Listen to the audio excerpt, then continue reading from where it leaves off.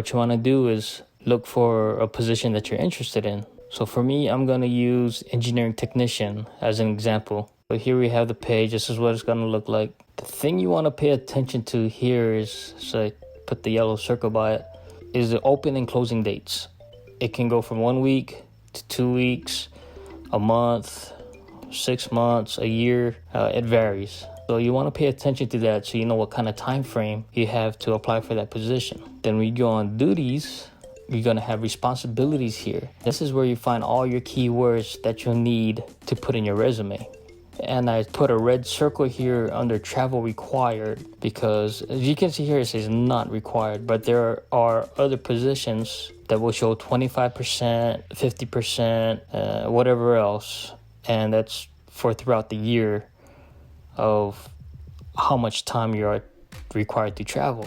But here I have my resume. This is my private sector resume that I used before I became a federal employee. You can see here I was a munitions war planner for the Air Force Reserves, and this is what I put for all my responsibilities, all these different statements here. So what I want to do is find a responsibility with all the keywords and then find what statement in your resume would fit best. I decided to pick this one: manage the safety and equipment supply program to Air Force regulation standards. Here I show you the process of translating your statement into a federal type statement. I highlighted all the keywords. And then in the second part, I have private sector resume. So now all the highlighted keywords, I've adjusted the private sector resume to make sure everything fits but still makes sense. Develop technical reports to manage the safety and equipment / supply program, proposals and methods of outlining the Air Force regulation standards with varying approaches to recommend and evaluate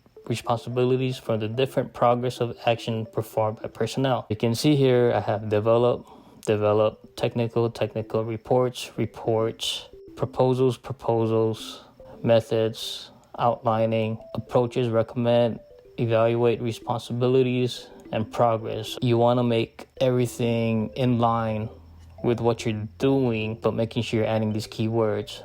Here's a second example.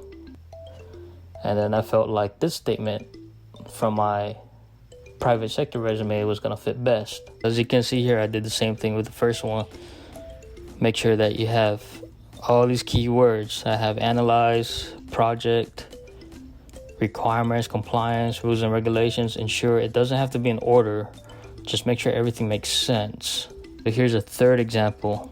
Took the third responsibility and says you will advise leadership in the development of solutions for confronting irregular challenges. So again, pick something out of your resume that'll fit best with that statement. So here's a third responsibility. I highlighted all the keywords: advise leadership, development, solutions, confronting irregular challenges, to match what I picked out of my private sector resume. The statements together that will best fit. And then for a federal resume translation, as you can see, I put all those keywords: report and advise USFK combatant commander and other leadership with development of changes during required missions to reduce irregular munition challenges by confronting the issue and providing solutions. Again, doesn't have to be in order, but all those keywords are in my statement and it still makes sense. That's pretty much the tips and tricks about doing a federal resume. Nothing too crazy, but just make sure when you use the keywords that it makes sense with the statement you're using. Hope all of you are safe. Thanks for watching. God bless.